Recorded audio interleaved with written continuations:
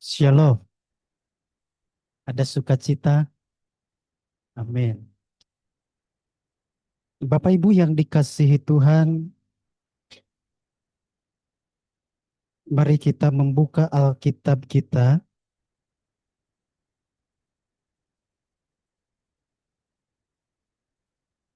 Mari kita membuka Alkitab kita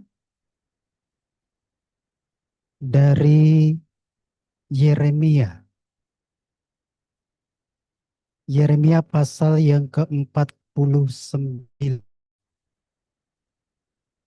Yeremia pasal yang ke-49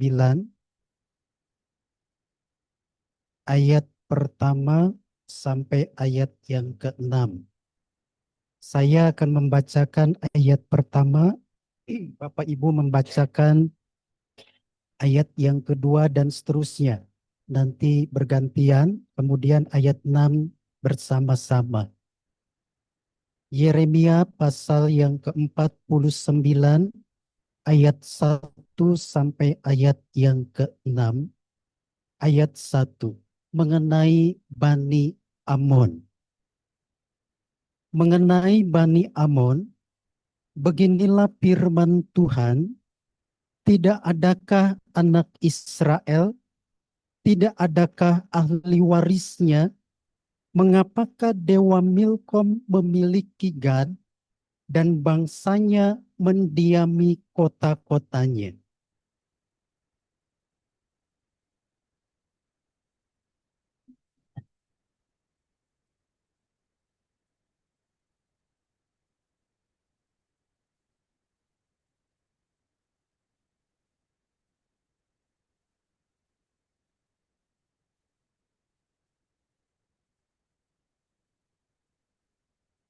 Merataplah hai Hesbon, sebab pembinasa telah maju menyerbu. Berteriaklah hai putri-putri Raba, kenakanlah kain kabung, berkabunglah, berjalan kelilinglah dengan luka torehan-torehan. Sebab Milkom akan pergi ke dalam pembuangan bersama-sama dengan para imam dan pemuka-pemukanya.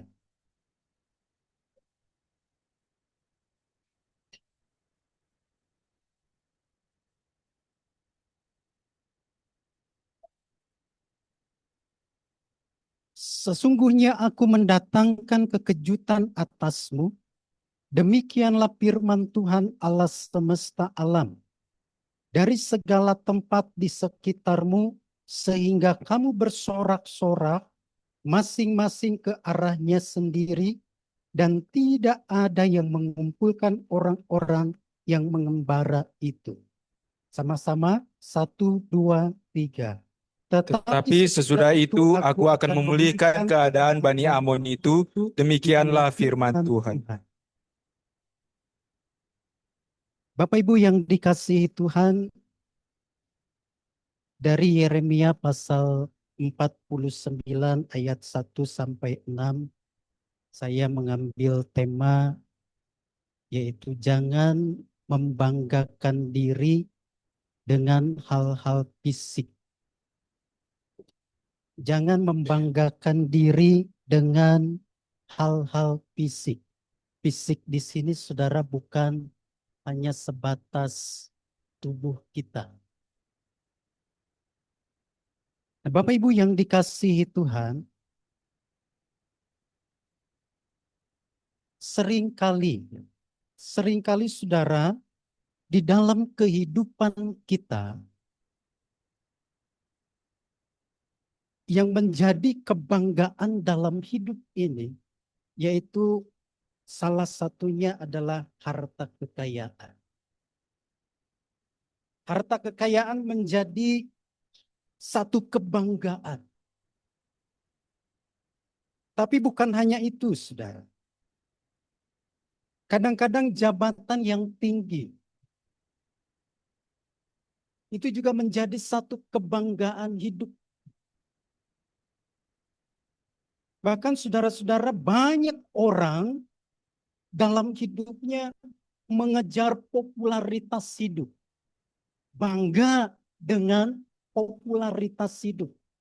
Sehingga ketika popularitas hidup itu diraih, ada kalanya saudara orang itu menjadi sombong. Bukan hanya itu, kecantikan, ketampanan, cantik tampan akhirnya menjadi sombong, merendahkan orang. Bahkan saudara, bukan hanya itu saja, tetapi juga bisa gelar. Gelar seringkali saudara itu menjadi sebuah kebanggaan. Tetapi di balik semua kebanggaan yang dimiliki itu, ada kalanya menjadi sombong juga. Saya sudah S1, saya sudah S2, saya sudah S-teler. Akhirnya meleleh kan, S-nya itu panjang, meleleh. Yang selanjutnya saudara, seringkali saudara kita juga membanggakan kekuatan, membanggakan relasi. Tenang, relasi saya banyak kok. Kamu punya relasi enggak? Seringkali saudara kita membanggakan relasi, membanggakan kekuatan fisik kita. Aman kok. Relasi saya luas kok. Mereka orang kaya kok. Mereka bisa mendanai kok. Apa itu? Mengandalkan, membanggakan relasi. Saudara-saudara, ini yang seringkali terjadi dalam kehidupan kita. Nah, Bapak Ibu yang dikasihi Tuhan, kita akan melihat dari firman Tuhan. Kita akan belajar, saudara, dari Yeremia pasal yang ke-49, ayat 1 sampai ayat yang ke-6 ini.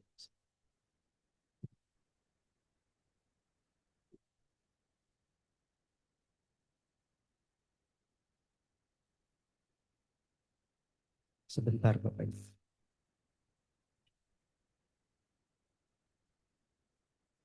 Bapak Ibu yang dikasihi Tuhan, kalau kita melihat analisa konteks teks dari Yeremia pasal 49, ayat 1 sampai ayat yang ke-6 ini. Saudara-saudara, kitab Yeremia itu dibagi menjadi 4 bagian. Pasal pertama itu sampai pasal yang ke-39 itu terjadi sebelum kejatuhan Israel. Kemudian yang kedua, saudara, pasal 40 sampai pasal 44 terjadi sesudah kejatuhan Yerusalem. Jadi pasal 1 sampai pasal 44 itu berbicara tentang umat Tuhan. Kalau kita memperhatikan ya dari kitab Yeremia. Nah, kemudian dalam yang ketiga, yaitu pasal yang ke-45 sampai 51, itu berbicara mengenai nubuat Tuhan kepada bangsa kafir. Dan yang keempat, yaitu pasal 52, merupakan tambahan sejarah dan kesimpulan dari kitab Yeremia. Saudara, dari keempat bagian tersebut, berdasarkan konteksnya, maka posisi teks Yeremia pasal 49 ayat 1 sampai 6 itu berkaitan dengan nubuat kepada bangsa-bangsa yang berada di luar Israel, khususnya Bani Ammon. Nah, saudara, nubuat teks ini digenapi sekitar tahun 586 SM. Ketika pasukan Nebukadnezar dari Babel menyerbu Yehuda dan wilayah sekitarnya termasuk tanah Bani Ammon. Nah, saudara, dalam teks kita yang kita renungkan kali ini, mereka mengandalkan hal-hal fisik. Nah, Bapak Ibu yang dikasihi Tuhan, siapa sih Bani Amon? Kita akan melihat latar belakang daripada Bani Amon.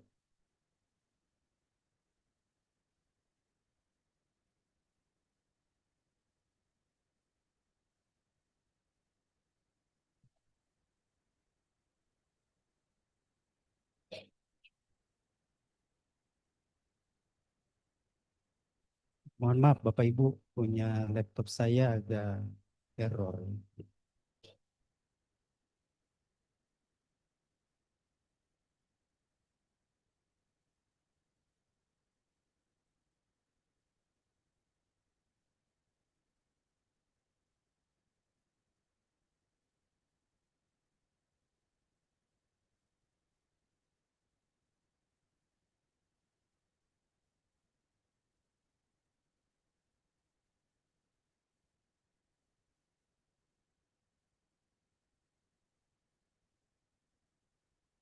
Nah, Bapak Ibu yang dikasihi Tuhan, kalau kita melihat pelayanan Yeremia, jadi dari pasal 1 sampai pasal 44 itu berbicara tentang Israel. Kemudian pasal yang ke-45 sampai 51 itu bicara tentang bangsa-bangsa. Ada nubuatan terhadap Mesir, kemudian ada nubuatan terhadap Filistin, kemudian juga Moab, Amon, Edom, Damsik, Kedar, Babel, dan lain sebagainya. Sedangkan pasal yang ke-52 itu bicara tentang kesimpulan. Jadi saudara, kalau kita melihat dari awal sampai akhir, nubuatan terhadap umat Tuhan dan nubuatan terhadap bangsa-bangsa, saudara, kita melihat bahwa Tuhan yang disembah oleh Yeremia dan juga oleh Israel itu bukan Tuhan satu suku saja, tetapi Tuhan bangsa-bangsa. Yahweh Sebaot, Tuhan semesta alam.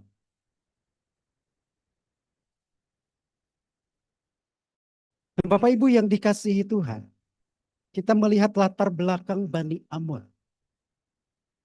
Kalau kita melihat Lot, Lot dengan Abraham itu bersaudara. Ya. Saudara, Lot itu memiliki dua anak perempuan. Di mana dua anak untuk menyambung keturunan ayah mereka. Anak yang pertama melahirkan anak laki-laki, yaitu Moab. Yang lebih muda melahirkan anak laki-laki yang diberi nama Ben-Ami, Bapak Bani Amon. Moab dan Bani Amon ini masih saudaraan dengan Israel. Namun dianggap bukan umat Tuhan sampai generasi ke-10 karena tingkah laku Amon sendiri. Kita melihat di dalam Ulangan pasal 23 ayat 3 sampai ayat yang ke-6. Daerah Bani Amon merupakan daerah yang kuat, yang dikelilingi dengan benteng-benteng. Kemudian saudara, daerah Bani Amon merupakan daerah yang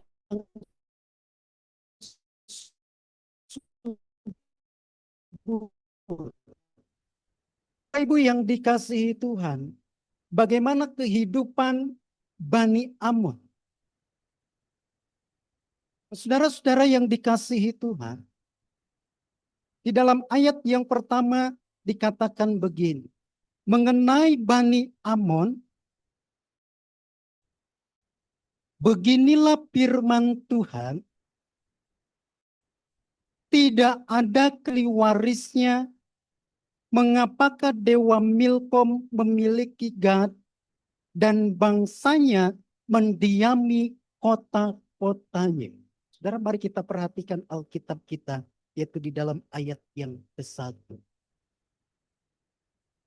Nah, saudara-saudara, kalau kita melihat ayat 1 ini, saudara kita tahu bahwa Tuhan memberikan pegunungan Gilead kepada orang Israel, khususnya termasuk 3 suku. Ada 3 suku. Yang pertama yaitu suku Ruben. Kemudian yang kedua adalah suku Amon. Mereka masih saudara.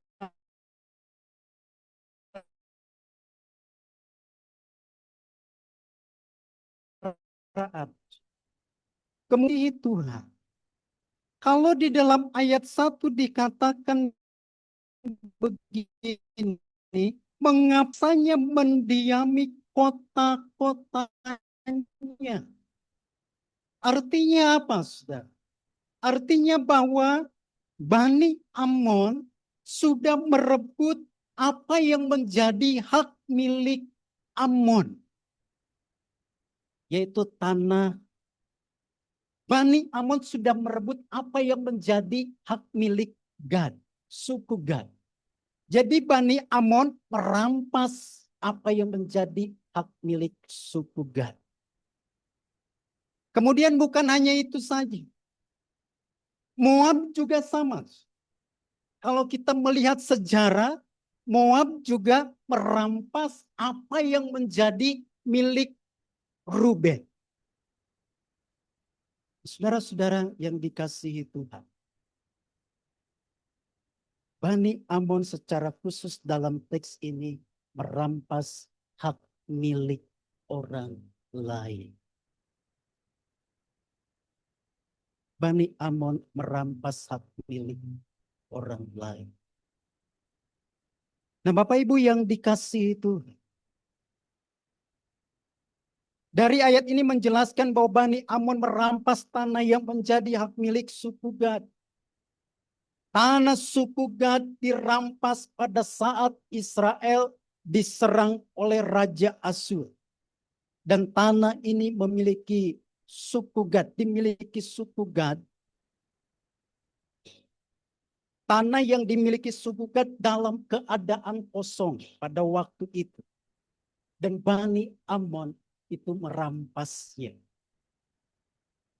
Ini bisa dilihat di dalam 2 Raja-Raja pasal 15 ayat 29 dan 1 Tawarikh 5 ayat 26. Bani Amon, saudara, merampas tanah milik suku Gad dengan cara yang keji.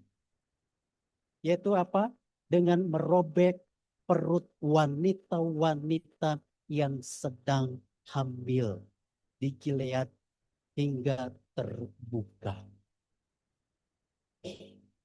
Saudara, ini kekejaman yang dilakukan oleh Bani Amon. Mari kita lihat di dalam kitab Sefanya 2 ayat yang ke-8. Mari kita sama-sama saudara buka Sefanya 2 ayat yang ke-8.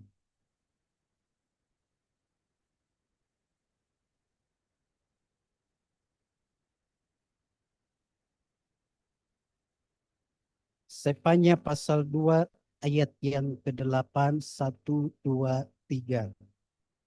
Aku telah mendengar pencelaan dari pihak Moab dan kata-kata nista dari pihak Bani Amon, bagaimana mereka mencela umatku dan membesarkan dirinya terhadap daerah umatku itu.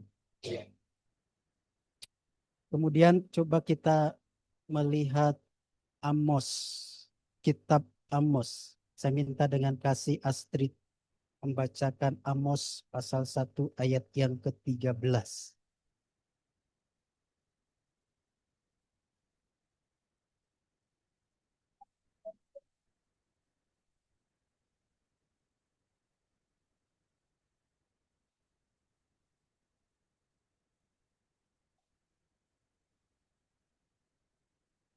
Iya. Membelah peremput perut wanita-wanita hamil. Tujuannya apa? Tujuan dari merobek perut wanita-wanita hamil ini supaya kelak, saudara, tidak ada yang balas dendam kepada Bani Amon. Saudara, ini sebuah kekejian, sebuah kengerian demi sebuah tanah. Padahal saudara, mereka itu tetanggaan, saudaraan. Dan kalau kita lihat peta Bani Amon, Moab, dan Israel itu bersebelahan. Dan ini tindakan keji. Bani Amon merampas apa yang menjadi hak milik Bani Gad, suku Gad, dengan merobek perut wanita-wanita yang sedang hamil. Demi apa? Demi memperluas daerah. Saudara, bukankah di zaman sekarang ada begitu banyak orang demi memperluas daerahnya juga melakukan hal yang sama.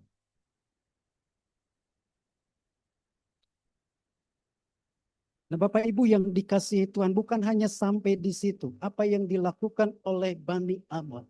Bani Amon ini memegahkan diri dengan apa yang dimilikinya. Dalam ayat keempat, perhatikan Bapak Ibu, ayat yang keempat dikatakan begini. Betapa engkau memegahkan dirimu dengan lembahmu. Hai putri yang congkak, yang percaya akan harta bendanya, dan yang berkata, siapakah yang berani datang menyerang aku. Saudara, di dalam ayat yang keempat itu ada kalimat betapa engkau memegahkan dirimu dengan lembahmu. Saudara, kata memegahkan diri itu dalam teks Ibrani memakai kata tithali dari kata dasar halal yang artinya memuji diri sendiri, memuliakan diri sendiri, membanggakan diri sendiri, bahkan menjadi sombong. Nah, Bapak Ibu dikasihi Tuhan, kita tahu di dalam kitab Kejadian pasal 13 ayat 1 sampai 18 dijelaskan bahwa ketika Lot berpisah dengan Abraham, Lot memilih tanah yang berlembah-lembah, penuh air, subur. Ayat Alkitab memberi penjelasan bahwa tanah tersebut dikatakan seperti taman Tuhan. Di sisi lain, tanah ini merupakan penghasil anggur. Saudara, saya tidak tahu seperti apa gambaran tanah seperti taman Tuhan. Tetapi saudara, Alkitab mencatat bahwa ketika Lot melayangkan pandangannya, dia memilih tanah sungai Yordan itu seperti taman Tuhan. Saudara, dengan keindahan seperti itu, Bani Amon, dia memegahkan diri, memuji diri sendiri, menjadi sombong. Tanah saya, tanah yang subur. Tanah saya, tanah yang lembah-lembah. Tanah saya, tanah yang seperti taman Tuhan. Dan itu membuat Amon menjadi membanggakan diri.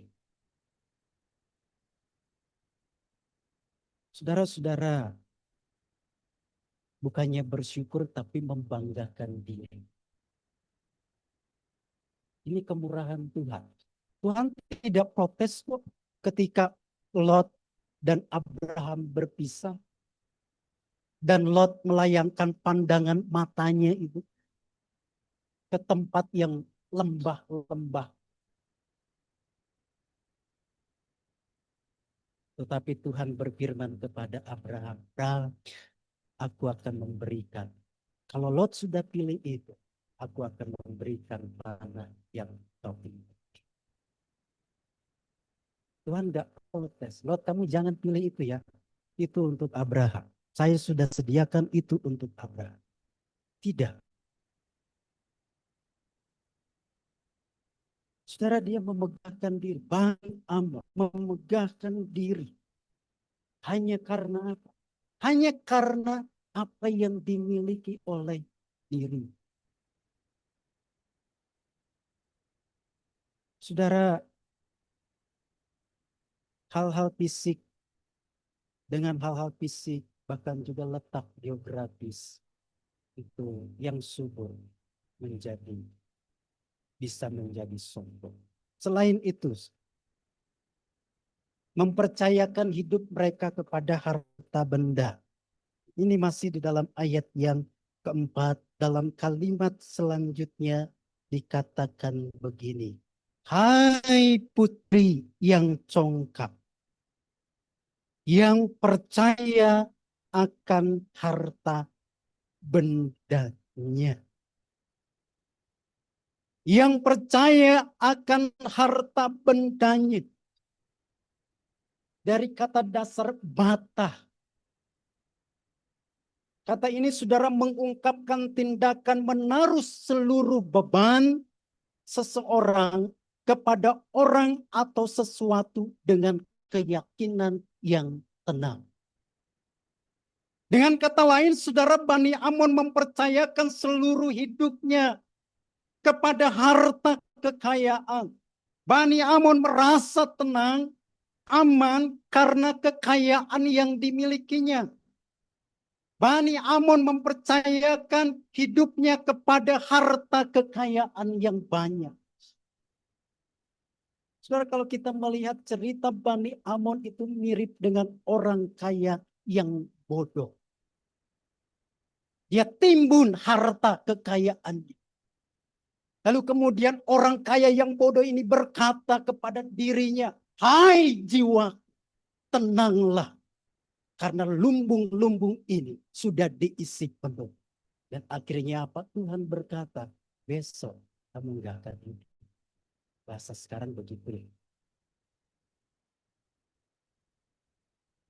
Mempercaya kepada apa? Kepada harta kekayaan. Tenang saja, besok masih ada waktu.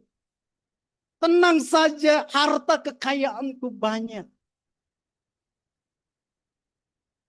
Saudara, di zaman sekarang ya, tidak ada kepastian selain kita hidup dalam Tuhan.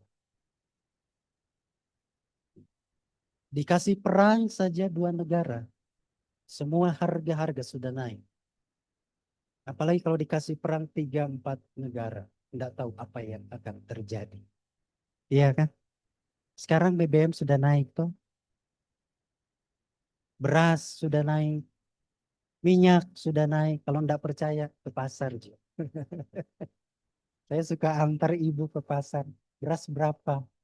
Oh masih sekian. Oh, lihat di berita. Oh BBM sudah naik. Mungkin sebentar lagi juga yang disubsidi ada kemungkinan naik juga. Saudara, jangan mempercayakan kepada harta. Jangan mempercayakan hidup kita kepada harta kekayaan. Semua itu hanya sementara, temporal. Amsal pasal 11 ayat 28. Siapa yang mempercayai kekayaannya akan jatuh. Tetapi orang benar akan tumbuh seperti daun muda. Amin. Aminnya kecil. Kalau firman Tuhan itu diaminkan. Gitu. Kan saya mengatakan firman Tuhan. Bukan perkataan saya sendiri. Yang terakhir, saudara. Cara hidup Bani Amon. Yang terakhir, sombong. Arogan.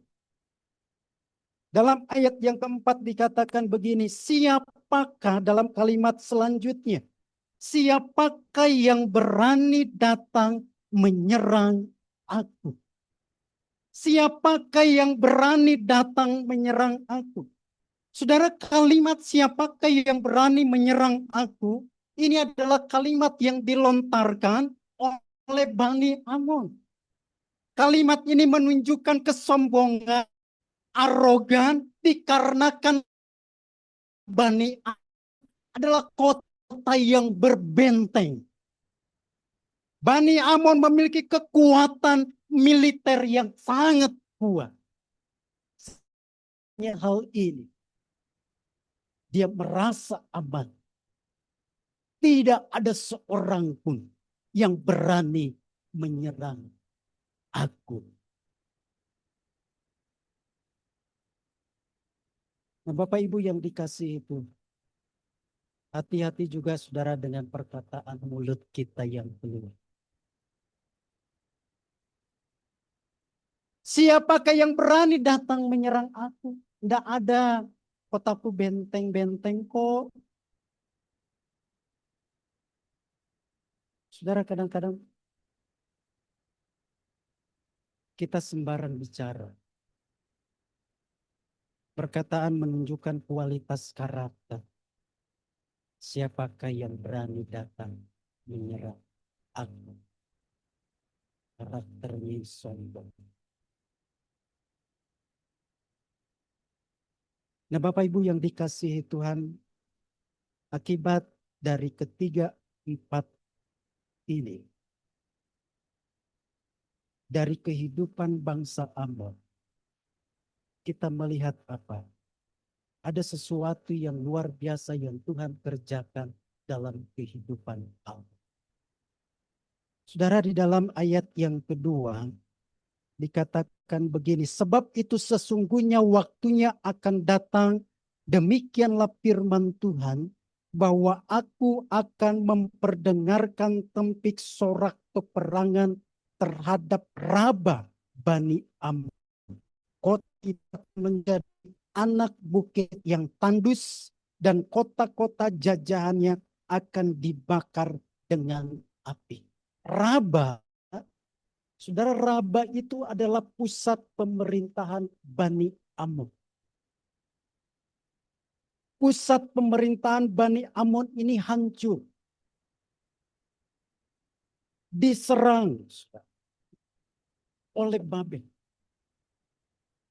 Jadi saudara, apa yang dibanggakan oleh Bani Amon itu, dengan kota yang berbenteng-benteng, dengan kekuatan militer yang begitu luar biasa, dan pada akhirnya apa? Menjadi runtuh. Kemudian saudara, kita melihat juga dewanya ditaklukkan. Dewa Milkom.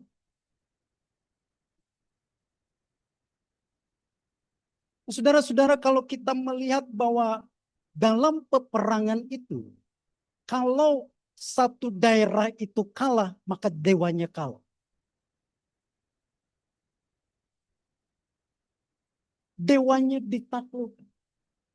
Oleh siapa? Oleh Tuhan. Dalam 1 Tawari 16 ayat 22 sampai 26 dikatakan bahwa Yahweh mengatasi segala ini.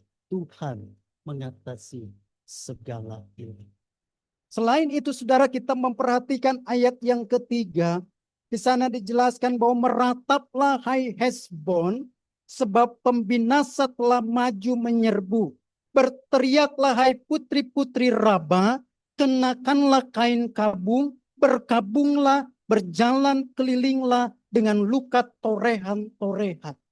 Sebab Milkom akan pergi ke dalam pembuangan bersama-sama dengan para imam dan pemuka-pemukanya. Para pegawai raja, imam, pemuka-pemukanya itu ditawan. Nah, Bapak Ibu yang dikasihi Tuhan, apa yang bisa kita pelajari dari teks yang kita baca, yang kita renungkan hari ini? Saudara, boleh kita memiliki keadaan fisik yang tampan, cantik, kaya, punya popularitas. Tidak salah dengan semua itu. Tetapi jangan pernah memegahkan diri dengan semua. Jangan bangga dan sombong dengan hal-hal fisik, ekonomi. Ekonomi di zaman sekarang tidak menentu, hari ini kaya, besok bisa jatuh. Kecantikan, hari ini cantik.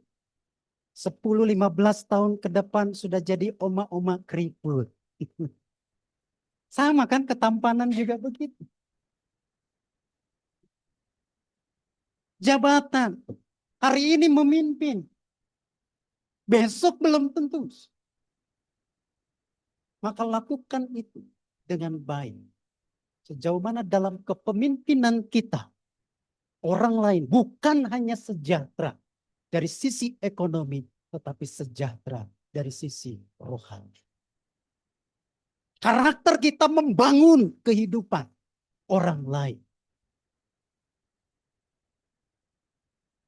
Popularitas hidup.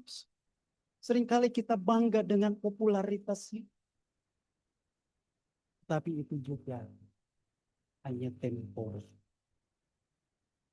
Terbatas, tidak kekal. Dan semua itu tidak menjamin kebahagiaan yang kekal. Tetapi saudara, mari pakailah itu. Harta, jabatan, gelar. Pakai itu untuk kemuliaan Tuhan.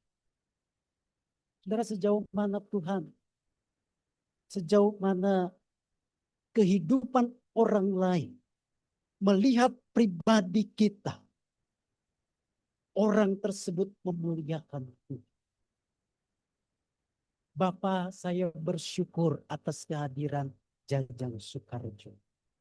Saya diberkati dengan karakternya, saya diberkati dengan khotbah, saya diberkati dengan cara komunikasinya. Nah, seringkali kita menjadi pribadi-pribadi yang gagal. Saudara, dalam keluarga, kita ini pemimpin.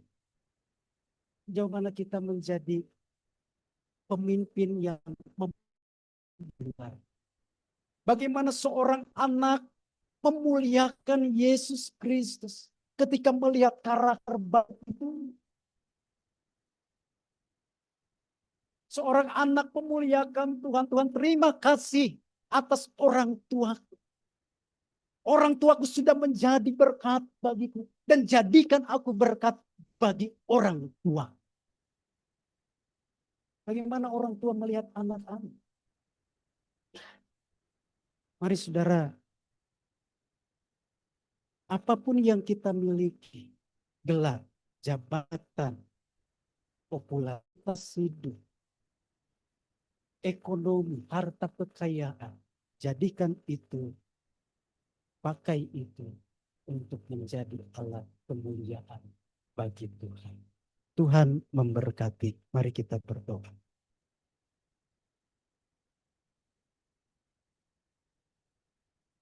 Bapa di dalam sorga, Bapa di dalam nama Tuhan Yesus Kristus, kami bersyukur kepadamu atas firman Tuhan yang kami dengar di malam hari ini. Bapa di sorga, ketika kami diberi kepercayaan oleh Engkau untuk memiliki harta kekayaan yang banyak, popularitas hidup, ketampanan dan kecantikan.